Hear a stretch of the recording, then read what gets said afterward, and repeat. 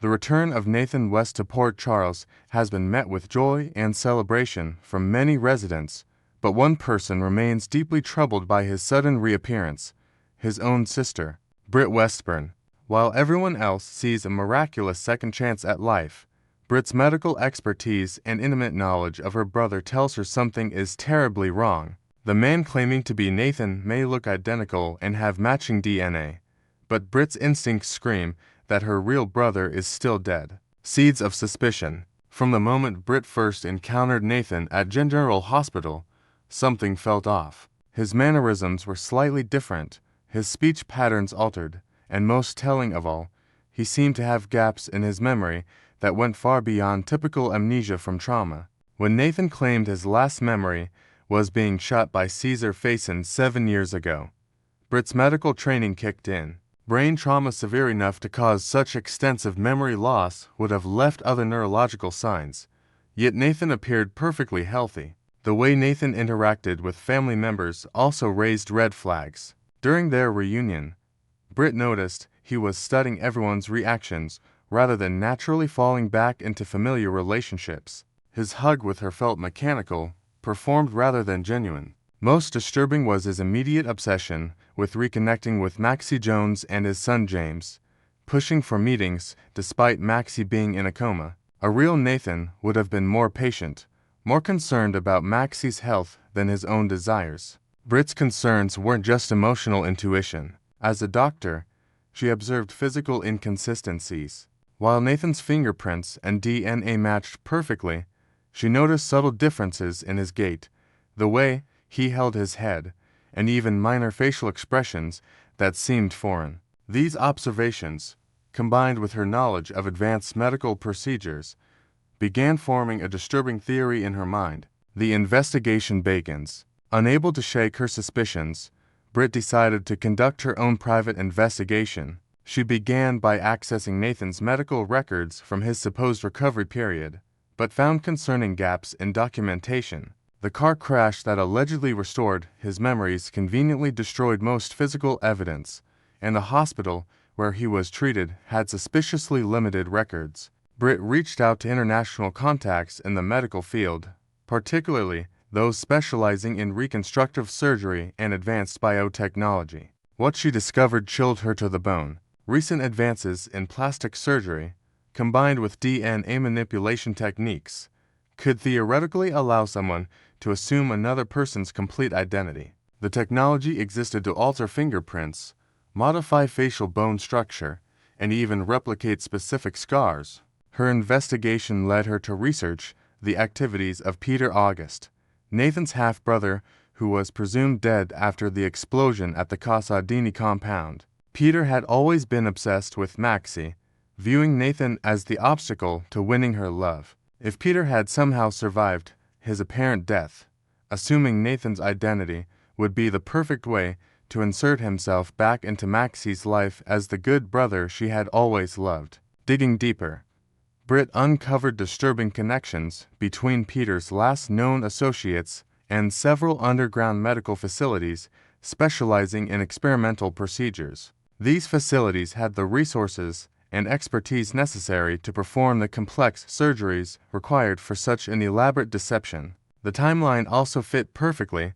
Peter's disappearance coincided with the period when Nathan would have been undergoing his transformation. The shocking discovery. The breakthrough came when Britt managed to obtain classified medical records from a private facility in Switzerland. Hidden within encrypted files, she found documentation of extensive reconstructive surgery performed on a patient whose description matched Peter August. The procedures included complete facial reconstruction, voice box modification, and even surgical alterations to replicate Nathan's specific scars from his original shooting. The most damning evidence was a psychological evaluation noting the patient's obsessive focus on reclaiming his rightful place in Maxie's life and his detailed knowledge of Nathan West's personal history, relationships, and mannerisms. The report recommended continued therapy to help the patient fully integrate his new identity, confirming Britt's worst fears. Armed with this evidence, Britt finally understood why Nathan had seemed so wrong to her. The man walking around Port Charles wasn't her brother at all, but Peter August, surgically altered to become Nathan's physical duplicate. The realization was both devastating and terrifying. Peter had committed the ultimate deception, stealing her dead brother's identity to manipulate everyone who loved Nathan.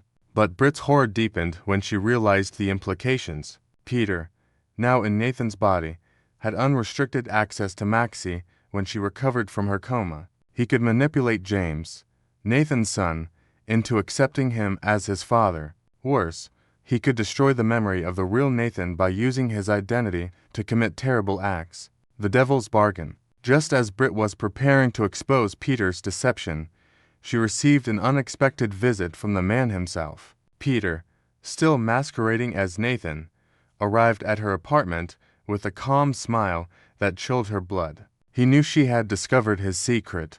"Hello, sister," Peter said, his voice perfectly mimicking Nathan's warm tone despite the cold calculation in his eyes. "I believe we need to talk." Britt confronted him directly, presenting her evidence and demanding to know what he had done with Nathan's body. Peter's facade dropped instantly, revealing the manipulative sociopath beneath Nathan's stolen face. He confirmed her worst fears.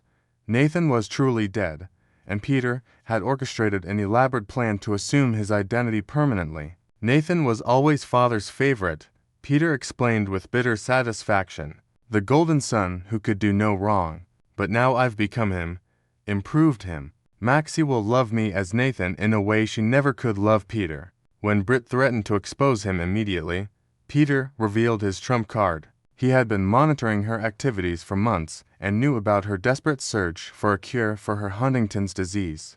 The medication she had been taking, which had miraculously halted her symptoms, hadn't come from legitimate medical channels. It had come from Peter himself. "You see, dear sister, I've been your anonymous benefactor all along," Peter revealed with a twisted smile. "Those experimental treatments keeping your Huntingtons at bay. They're my gift to you. But gifts can be taken away just as easily as they're given. The impossible choice." Peter's proposal was as cruel as it was calculated. He would continue providing Britt with the life-saving medication that was holding her Huntington's disease in remission, but only if she kept his secret. If she exposed his true identity, he would cut off her drug supply and ensure she suffered the full progression of her degenerative condition. The medication Peter provided wasn't available through any legal channels. It was an experimental treatment developed in underground laboratories, years ahead of anything in mainstream medicine. Without it, Britt would face the inevitable decline of Huntington's disease, progressive loss of movement, cognitive function, and ultimately death. Peter held her life in his hands. "Think about it carefully, Britt," Peter said as he prepared to leave. "You can expose me and watch yourself deteriorate into a shadow of your former self, or you can stay quiet and continue living as the brilliant doctor you've always been. Really, I'm offering you a gift, the gift of time." The moral weight of Peter's ultimatum was crushing. By staying silent, Britt would be enabling him to deceive Maxie, manipulate James, and dishonor Nathan's memory. But speaking out would mean sacrificing her own life and any chance she had of eventually finding another way to stop Peter's plan. As Peter left her apartment, still wearing Nathan's face with that cold smile, Britt realized she was trapped in an impossible situation. Every day she delayed was another day Peter grew more entrenched in Nathan's life, making it harder for anyone to believe the truth when it finally came out. The medication sat on her nightstand like a daily reminder of her devil's bargain, life in exchange for silence, health purchased with the currency of complicity. Britt Westburn, the brilliant doctor who had always fought for truth and justice, now found herself an unwilling accomplice to the greatest deception Port Charles had ever seen. But even as she struggled with Peter's ultimatum, Britt's mind was already working on alternatives. She was a Westburn, daughter of the infamous Liesel Obrecht and Caesar Faison. If anyone could find a way to outwit Peter August and expose his elaborate charade while protecting her own life, it would be her. The question wasn't whether she would find a solution, but how much damage Peter could do before she managed to stop him. Next, we will learn about the explosive drama swirling around Port Charles as an alibi starts to shatter, under suspicious pressure, potentially pointing fingers at the ever-contentious Tracy Quartermain in the shocking shooting of Drew Cain. In the shadowy underbelly of Port Charles, where loyalties shift like the tide and old grudges simmer just below the surface, the recent shooting of Drew Cain has left everyone on edge, especially as investigations deepen into unexpected territories. Tracy Quartermain, the sharp-tongued matriarch of the Quartermain dynasty, was initially exonerated from any direct involvement after witnesses confirmed her discovery of the wounded Drew and her prompt call to 911. However, whispers among the elite circles suggest that this clearance might be nothing more than a temporary smokescreen, carefully constructed by time before the real plot unravels. Imagine the tension building in the grand halls of the Quartermain mansion, where family secrets have long been currency more valuable than stock portfolios. Tracy's quick thinking could now backfire spectacularly if planted evidence emerges, tying her indelibly to the crime scene. Adding layers to this intrigue, recent surveillance footage from nearby estates hints at unidentified figures lurking in the pre-dawn hours, possibly scouting escape routes or tampering with security logs, which could implicate Tracy if her alibi witnesses suddenly recant under duress. The motive behind any potential framing of Tracy runs deep, rooted in the cutthroat world of Port Charles power plays where eliminating a rival like her means clearing the path for unchecked ambition. Numerous residents harbor long-standing resentments toward Tracy, viewing her as an unyielding obstacle to their schemes.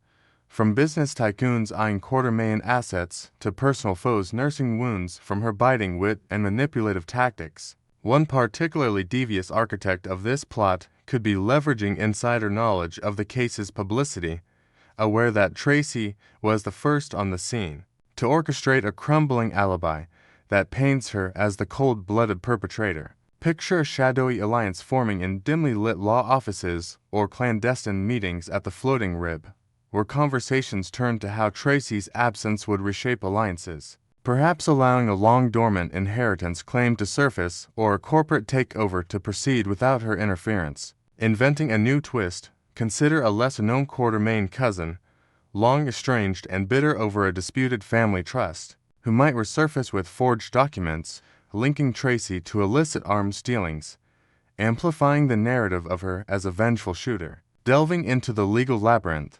suspicions swirl around a disgruntled attorney with a history of bending rules to settle scores, possibly the same figure who tampered with Monica Quartermain's will to favor certain heirs over others. This shadowy lawyer, driven by unpaid fees or a personal slight from Tracy's courtroom tirades, could be pulling strings to fabricate evidence that places the smoking gun squarely in her hands. While Martin Gray's involvement in reaching out to Veronica Ronibard remains under scrutiny, his communications potentially innocent pleas for clarity amid the chaos. Another attorney with a vendetta might be the true culprit, harboring grudges from past cases where Tracy's influence derailed their careers. Envision this attorney, perhaps a fictional newcomer named Elena Voss, a rising star in Port Charles legal circles who once lost a high-profile murder case to Tracy's interference, now seeking revenge by anonymously tipping off police about overheard confessions in the Quartermain study.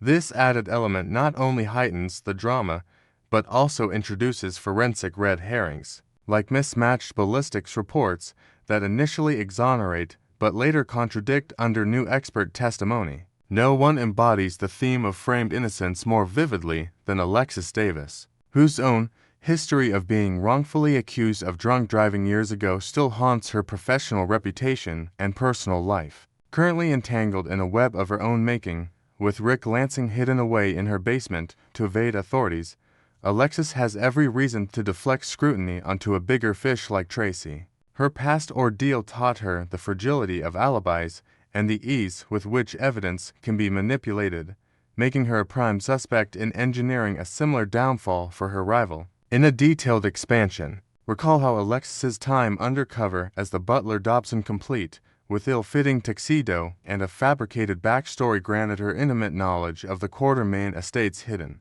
compartments and security blind spots, knowledge she could exploit even now. Fast forward to today, and Alexis might still possess a duplicate key, Swipe during those espionage days when her brother Stefan Casadini enlisted her to unearth dirt on Luke Spencer amid their icy vendetta. This relic from her spy-like past could allow nocturnal visits to plant incriminating items, such as a monogrammed glove stained with residue matching the bullet's caliber, blending old grudges with new necessities. Alexis's familiarity with the Quartermain arsenal adds chilling plausibility to her role as framer-in-chief, as her Dobson persona prowled the mansion's armory under the guise of household duties. Edward Quartermain's prized gun collection, a testament to his era of old-world machismo, included rare pieces with distinctive engravings that Tracy, as family archivist, would naturally know inside out. Through the intricate grapevine of legal confidences, Alexis could have learned from her daughter Molly Lansing Davis, the young prosecutor with access to case files, that the weapon used on Drew originated from this very collection. Its serial number a dead giveaway. It wouldn't require genius to connect the dots. Anna Devane's urgent search warrant for the mansion wasn't random, but targeted at reclaiming that firearm. A move Alexis might anticipate and sabotage by relocating it to Tracy's private suite, complete with a fabricated journal entry decrying Drew's betrayal of family interests. Introducing a novel layer. Suppose Molly unwittingly shares a casual detail about the gun's engravings during a mother-daughter brunch, igniting Alexis's scheme and forcing her to navigate ethical dilemmas as her loyalties fracture under the weight of self-preservation. At the heart of this turmoil lies the botched warrant execution, a procedural flub by acting District Attorney Justine Turner that reeks of either incompetence or calculated distraction amid the chaos at Volanino's gym. Turner's error in listing the address, perhaps a transposed digit amid the gym's brawl over unrelated turf wars, rendered the document invalid, stalling Anna's team and granting precious hours for behind-the-scenes maneuvering. Tracy, ever the fierce guardian, was in full protective mode for her grandson Michael Corinthos, fabricating an alibi to shield him from spillover suspicions tied to his own shady dealings in the waterfront revival project. This maternal instinct, while noble, inadvertently creates vulnerabilities, as her divided attention allows framers to exploit the delay. In an inventive extension, envision Michael, sensing the noose tightening, secretly commissioning a private investigator to shadow potential threats, only to uncover cryptic emails between Alexis's associates and a corrupt evidence clerk, hinting at a broader conspiracy that ensnares the entire Corinthos Quartermain nexus. Tracy's fury over the mansion's inheritance snub losing it to Ronnie in a twist that blindsided even her calculating mind fuels her volatile reactions. Though the warrant glitch provided a silver lining by safeguarding Michael's interests, grateful yet seething, Tracy views the delay as divine intervention, oblivious to how it might entangle her further in the web. Alexis, acutely aware of Tracy's meddlesome nature, dreads her mounting a legal challenge to reclaim the property, especially if Rick Lansing emerges as her counsel, exposing his hideout and unraveling Alexis's fragile facade. This fear manifests as a preemptive strike. Framing Tracy not only neutralizes the threat, but diverts investigations away from Alexis's basement secret, where Rick plots his next political comeback amid stacks of incriminating files.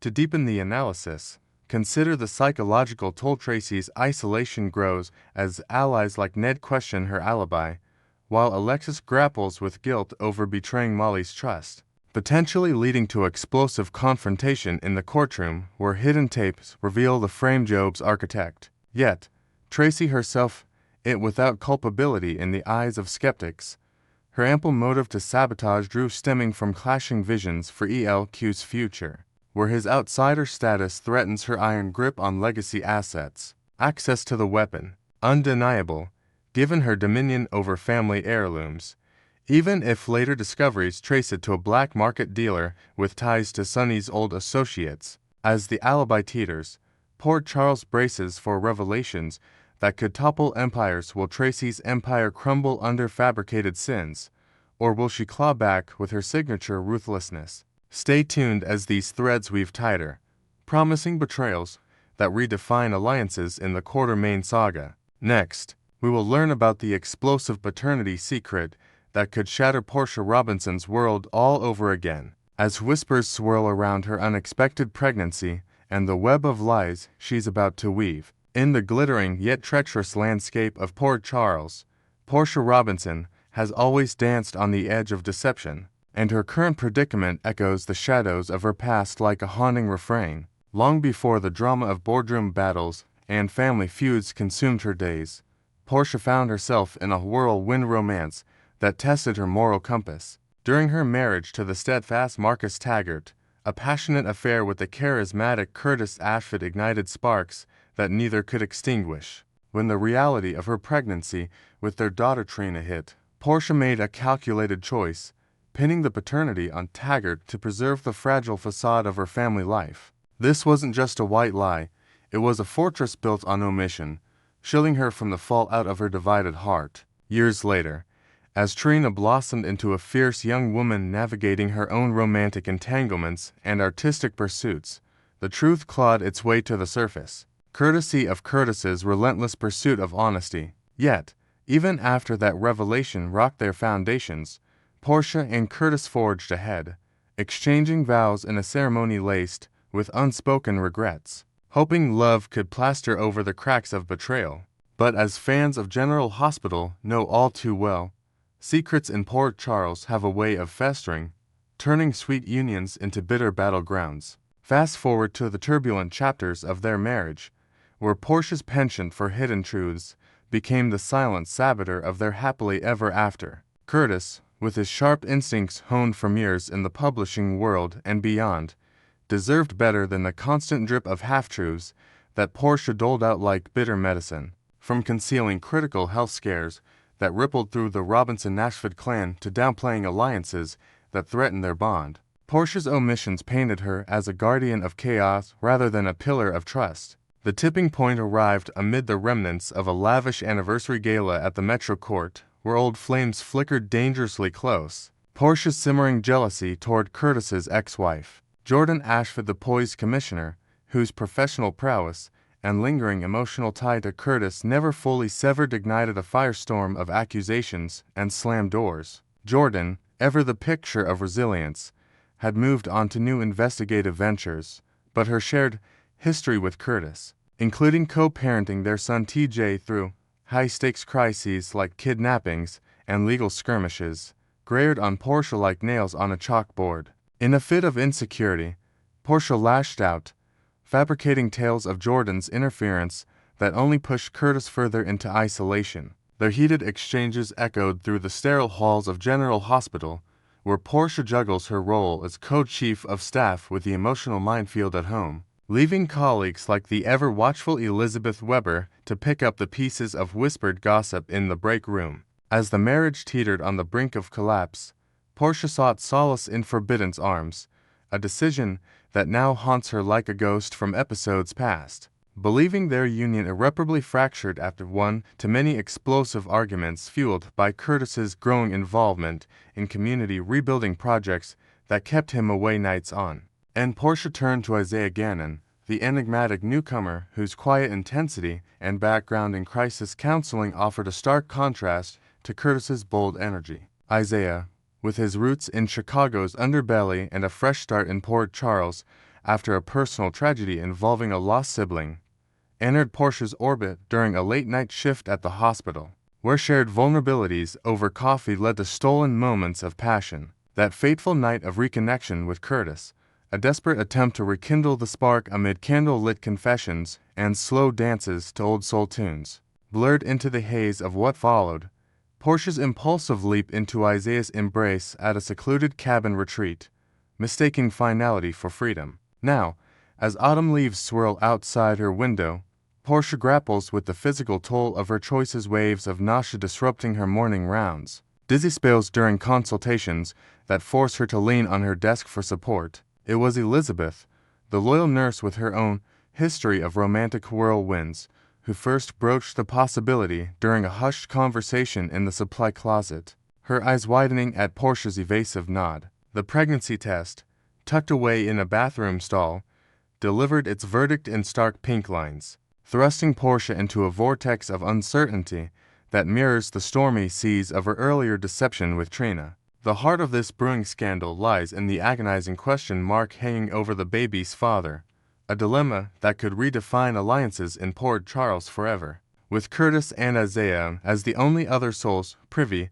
to the couple's quiet separation agreed upon in a tense negotiation over takeout Chinese in their dimly lit living room. Postponed until the dust settled from Drew Kane's shooter trial, Portia holds all the cards in this high-stakes game of revelation. Curtis, who pored over paternity documents and DNA labs in his quest for truth with Trina, views fatherhood as the ultimate redemption arc he was denied. From missed ultrasounds to absent first steps that left him with a hollow ache during family gatherings. If Portia spins the tale just right, altering conception timelines with the finesse of a seasoned surgeon and burying the Isaiah chapter under layers of feigned devotion, Curtis might embrace this child as their second chance. Imagine the scene, Curtis's face lighting up at the news during a sunset walk on the docks, his hand instinctively reaching for Portia's belly, visions of baby classes and nursery setups dancing in his eyes, oblivious to the storm clouds of deceit gathering. Yet, this gambit demands precision. Isaiah, with his perceptive gaze and budding affection for Portia, evidenced by thoughtful gestures like delivering her favorite herbal teas during shifts, must be convinced that their fling was a fleeting error, overshadowed by a miraculous reconciliation. Portia could craft a narrative of renewed vows, perhaps staging a surprise proposal with the ring from their wedding night to quell his suspicions. But one slip-a-shared glance at a baby shower or an offhand comment from a mutual friend like Stella Henry could unravel it all. Delving deeper into the ripple effects, Portia's choice invites a cascade of invented what-ifs that amplify the drama for viewers hooked on General Hospital's intricate tapestry. Suppose Curtis, buoyed by impending fatherhood, dives into preparations with zeal, consulting pediatricians and even enlisting TJ for big brother advice, forging family ties that bind tighter than ever. Portia's internal turmoil, however, would simmer beneath her composed exterior, nights spent staring at the ceiling, weighing the joy of Curtis's involvement against the guilt of Isaiah's sideline pain, perhaps leading to anonymous tips to the PCPD that test Jordan's loyalties. Adding layers, envision Trina's reaction upon sensing her mother's unease during a heartfelt lunch at Kelly's diner, probing with questions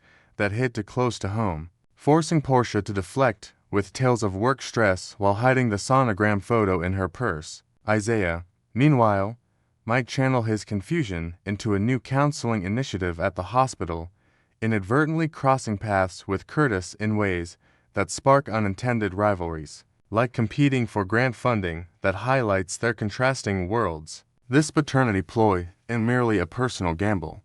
It's a thread that could snag on the broader fabric of Port Charles society. From hospital board meetings where whispers turn to agendas to social events where alliances shift like sand, Portia's history of repeating cycles, much like the recurring motifs of redemption and relapse in the show's lore, suggests this lie might hold longer than expected, buying time for heartfelt monologues under the Quartermain Mansion's chandeliers or cliffside confessions at the lighthouse. Ultimately, as the weeks unfold, Portia's bold move to claim Curtis as the father could either salvage her fractured life or detonate it spectacularly, echoing the timeless allure of General Hospital's moral mazes. With stakes this high, fans can't help but speculate on the fallout. Will Isaiah uncover the truth through a routine checkup overlap? Or will Curtis's unwavering faith blind him to the signs? Portia's journey reminds us that in the world of soaps, love is as much about forgiveness as it about facing the music, and this chapter promises twists that will keep us glued to our screens. Stay tuned for more spoilers as the saga intensifies. Your front row seat to Port Charles awaits.